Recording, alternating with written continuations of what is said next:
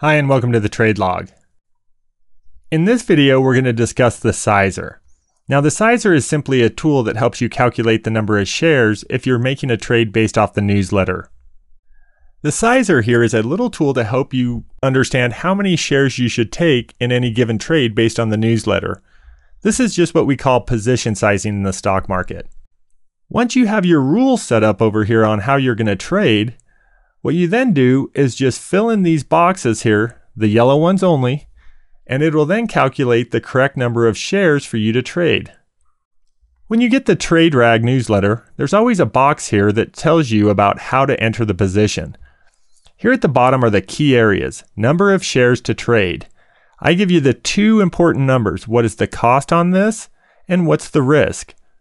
All you do is simply take these numbers and throw them in the box here. Let's see what that looks like.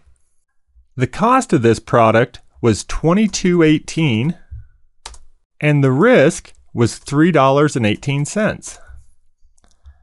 After putting these two in, you'll see it now tells me the max number of shares I'm allowed to take.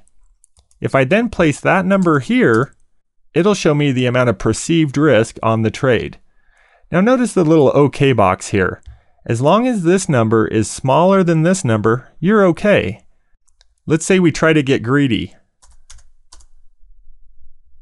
You'll notice how the box turned red saying, hey, you told me you were not going to risk more than $106 on any one given trade, and if you take this many shares on this trade, you're going to risk more than you said you were allowed to do it. This no means you don't get to take the trade with that many shares. So simply back this number off until the red goes away and it okays the trade. Standard disclaimer here, this is an experimental spreadsheet, use it at your own risk. The key is type only where it's yellow. If it's not yellow, it's doing some math for you, and if you break it, it's going to mess up the whole sheet.